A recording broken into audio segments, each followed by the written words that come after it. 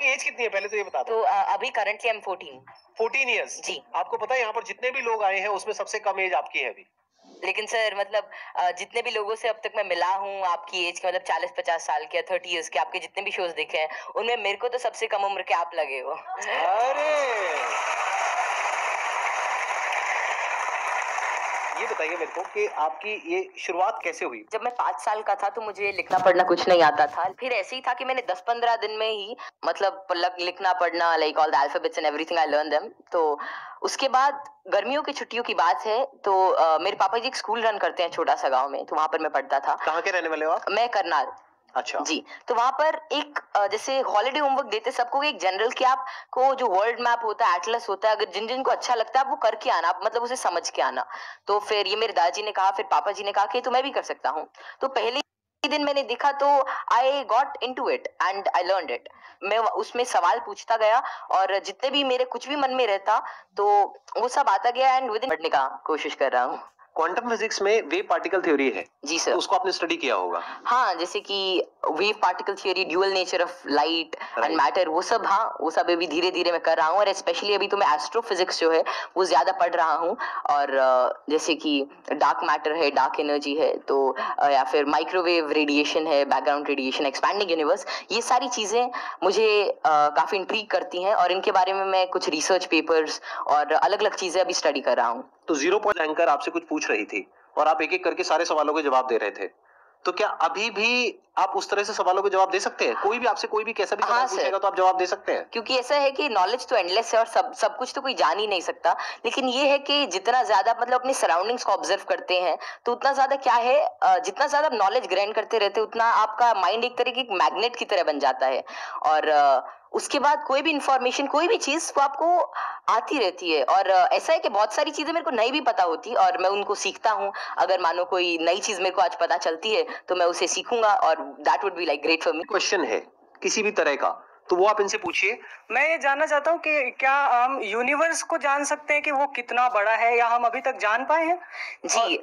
क्या क्या पैरामीटर्स हो सकते हैं उसको नापने के लिए? जैसे कि हमने सुना है कि लाइट ईयर्स होते हैं। जी जी। पर वो कितना बड़ा है, क्या हम इमेजिन कर सकते हैं, या हम एक्चुअली में उसे प्रैक्टिकली पता कर सकते हैं क्या? तो जो यूनिवर्स की जो एक्सपैंडिंग यूनिवर्स थ्योरी थी वो एडविन हबल ने दी थी और उनके अकॉर्डिंग जो अभी यूनिवर्स की जो एज है वो नियर अबाउट 13.9 बिलियन ईयर्स है और उसी रेट से अभी एक्सपैंड कर रहा है। तो यूनिवर्स जो अभी हमारी थ्योरी है यूनिवर्स के, जो मोस्टली एक्सेप्टेड है, that is of expanding universe. अभी के हिसाब से हबल कांस्टेंट होता है दैट इज 65 मेगापास्कल। तो जो डिस्टेंस ऑफ यूनिवर्स है that is h times d।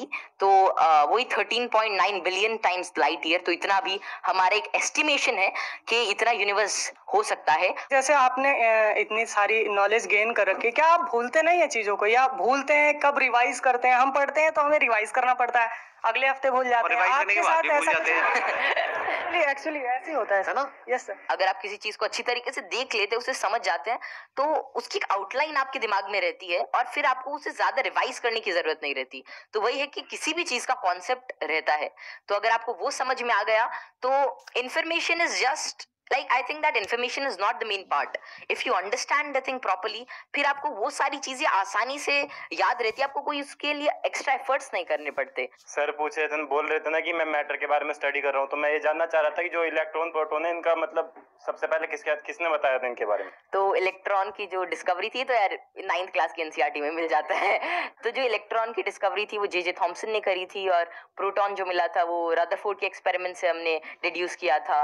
और चैडविक ने, मतलब जेम्स चैडविक ने जो बेरिलियम की मतलब जो रेडियो एक्टिव सोर्स से डीके को स्टडी किया था, उससे न्यूट्रॉन के बारे में पता चला था। ये तो बहुत बेसिक क्वेश्चन है भैया, कुछ अच्छा पूछो। थोड़े अच्छे क्वेश्चन पूछो। क्या पूछ रहे हो आप लोग यार? उटलिया, मुझे आपसे एक क्वेश्चन है कि आप जितने सेलिब्रिटी से मिलते हो तो आप इतने जो मिलने से पहले जो बात करने का जो होता है नर्वसनेस, इसको कैसे दूर करें? आप जैसे संदीप सर से बात कर रहे हो और बड़े बड़े आप सेलिब्रिटी से मिले हो, तो आप किस तरह से इतना एक्सपीरियंसली आप बात कर लेते हो किसी से? देखिए, जैसे आज मैं यही सोच के आया था कि मैं संदीप सर से मिलूंगा और उनसे बहुत कुछ सीखने को मिलेगा। तो ऐसा तो है नहीं कि संदीप सर आएंगे और मेरे से पूछेंगे चल ये बता, और फटाफट अगर कुछ गलत बताया तो एक थप्पड़ मारेंगे। ऐसा तो होगा नहीं ना। मतलब प्यार से बात करेंगे और अपना आशीर्वाद देंगे, कुछ अच्छा नई चीज शेयर करेंगे। तो वही है कि आप मतलब एक फ्री एंड पे रहें और जहां पर भी आप मतलब अपने से आप सच जो है वो एक्सपेक्ट करें कि अगर मैं कहीं से सच बोल रहा हूँ तो थिंग्स वुड गेट इजी और make it easy in your brain. और हर जगह से अगर आप कुछ अच्छा सीख करने की कोशिश करते हैं, ट्रुथफुल रहते हैं, तो आप में nervousness is just a state of mind और ये बस चला जाता है, जस्ट मिराज। तो बस संदीप सर हैं आज है, आज इनसे बहुत कुछ सीखने को मिलेगा, आप सभी से आज कुछ बहुत कुछ सीखने को मिलेगा। तो आप ऐसा कुछ एक अपना परसेप्शन रखिए और फिर सारी चीजें आपके लिए आसान हो जाएंगी। मेरा ये क्वेश्चन है कि जैसे चंद्र ग्रहण लगता है, सूर्य ग्रहण लगता है, तो उसका कैसे पता लगता है कि वो कब लगेगा और किस टाइम में लगेगा या कितना, उसका कैसे पता लगता है? ये तो पता है कि वो क्यों लगता है, बट इसका कैसे पता लगता है कि अब लगेगा या कैसे, उसका क्या होता है? तो खैर ये जो टेक्नोलॉजी थी एस्टिमेट करने की कि कब सोलर एक्लिप्स, लूनर एक्लिप्स या कोई भी सेलेस्टियल मूवमेंट होगी, ये तो आज से मतलब कई हजार साल पहले ही डेड्यूस हो चुकी थी। और इसका रीजन यही है कि ऑब्जर्वेशन से हम एवरेज टाइम निकाल सकते हैं। एक पैरेलैक्स एंगल आपने पढ़ा होगा कि उससे हम मतलब भी एवरेज स्पीड और एवरेज डिस्टेंस निकाल सकते हैं किसी भी चीज का, और उससे ही हम डेड्यूस कर सकते हैं कि कितना रेडियस है कि एक साल में इतना डिस्टेंस ट्रैवल करती है। फिर एपोजी पेरेजी, फिर केपलर्स लॉ लगा के सेमी मेजर एक्सिस वगैरह निकाल के, तो उससे हम उसका डिस्टेंस यूज कर सकते हैं और फिर टाइम पीरियड से हम we can actually deduce it. और एक नई चीज लूनर एक्लिप्स वगैरह के बारे में ये है कि जैसे जैसे आजकल क्या है, जो due to tidal forces moon हमसे हर साल 3 सेंटीमीटर दूर जा रहा है, तो बहुत हजारों सालों बाद ऐसा होगा कि सन तो उतना ही रहेगा लेकिन चांद जो छोटा हो जाएगा, तो उसके बाद मतलब एक्लिप्स जो होगी वो जिसे आजकल टोटल होती है उतनी नहीं होगी। तो ये estimation it is done by using observation. और एस्ट्रोनॉमी एक ऐसा फील्ड है जो हजारों सालों तक ऑब्जर्वेशन से ही चला, और बहुत सारे पुराने साइंटिस्ट जैसे केपलर, गैलीली, आर्यभट्ट, जितने भी बड़े लोग थे जो पुराने जमाने के, वे सभी ऑब्जर्व करते थे, उनकी ऑब्जर्वेटरीज होती थी कि कैसे कैसे जो हेवनली बॉडीज हैं ये इंटरैक्ट कर रही हैं, कैसे कैसे ट्रैवल कर रही हैं, इनमें क्या चेंजेस है, और उन्हीं सभी चेंजेस को एस्टिमेट करके उन सभी को देख के आज हमने मतलब ऐसी सारी टेक्नोलॉजी को रिड्यूस किया है कि जिससे हम कर सकते हैं, एस्टिमेट कर सकते हैं उनका टाइम पीरियड, उनका डिस्टेंस और कैसे वे एक्ट करेंगे। एक्सीलेंट जी, big round of applause for him.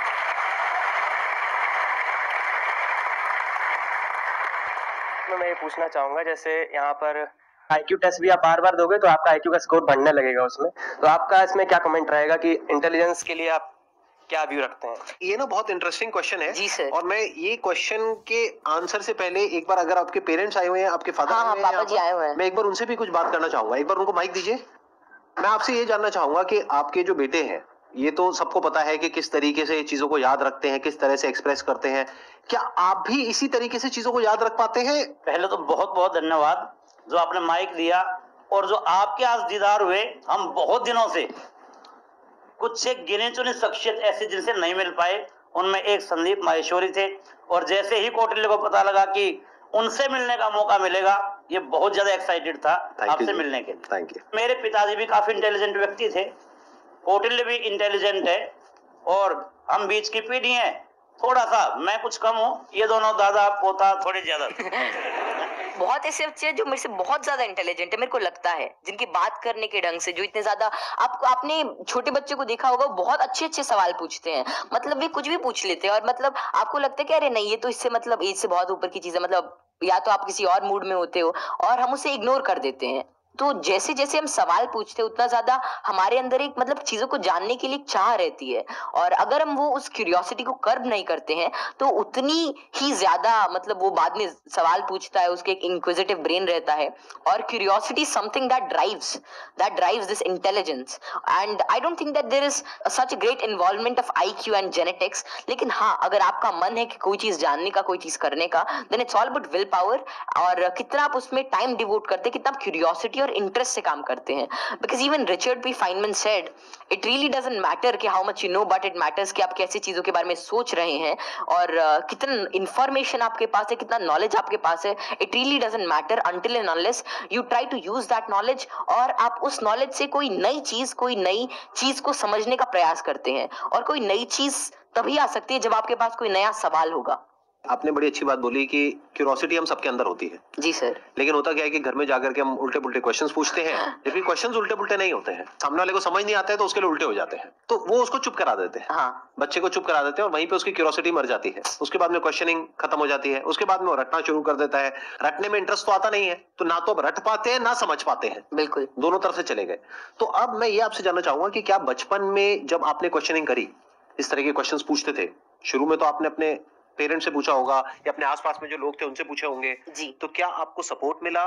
क्या उन्होंने आपको एनकरेज किया या उन्होंने भी आपको यही कहा कि क्या फालतू के क्वेश्चंस पूछ रहा है? नहीं, जैसे I think I was fortunate enough कि जितने भी मैं सवाल पूछता कोई ना कोई मेरा जवाब दे ही देता था। और ये बात शुरू ऐसी होती थी कि मानो कोई घर पे कोई बात चल रही है किसी भी चीज को लेकर, मानो दे टॉकिंग अबाउट के एक इकोनॉमिक क्राइसिस है देश में, तो मैं उसके अंदर मैं सुनता रहता था। या कोई भी ऐसी चीज हो रही है, कोई स्पेस मिशन जा रहा है, मैं सुनता रहता था, मैं चीजों को ऑब्जर्व करता था। और वैसे ही मेरे जो भी सवाल आते I was fortunate enough to get their answers. और मानो अगर मेरे को उसका जवाब नहीं भी मिलता तो मैं पूरे दिन उनसे पूछता रहता।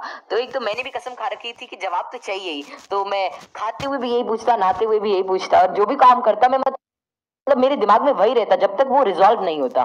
तो वेल ज्यादा मेरे को दिक्कत नहीं आई और मेरे को जल्दी ही जवाब मिल गया। और अगर कोई ऐसा रहता तो मतलब मैं भी ठीक था और मेरे family and everything they supported me really well. तो जो पेरेंट्स मुझे अभी देख रहे हैं उनके लिए एक बहुत बड़ा लेसन है कि अगर बच्चे कुछ क्वेश्चंस पूछते हैं तो उनके जवाब देने चाहिए, हमें पीछे नहीं हटना चाहिए। अगर जवाब नहीं है तो हमें बोलना चाहिए, हाँ हाँ, विद ऑल दी हम्बलनेस कि भाई हमारे पास में जवाब नहीं है, आप खुद फिगर आउट करो जाके। मतलब सर जब मैं छोटा था तो इट वाज लीन लाइक 2013 और समथिंग, और तब मतलब यही नेट इंटरनेट बहुत कम था।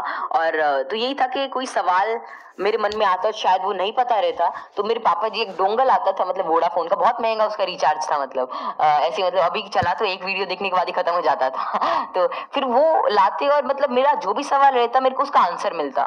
तो ऐसे ही एटलस आती थी और कई सारी बुक्स थी, उन्होंने मेरी बहुत हेल्प करी। और अगर कभी मानो पर्सनल मतलब कोई और out of the box idea आता है, कोई क्वेश्चन आता, तो उसका जवाब मुझे किसी भी सोर्स से मिल जाता। Thank you Kautilya. Okay, pleasure meeting you.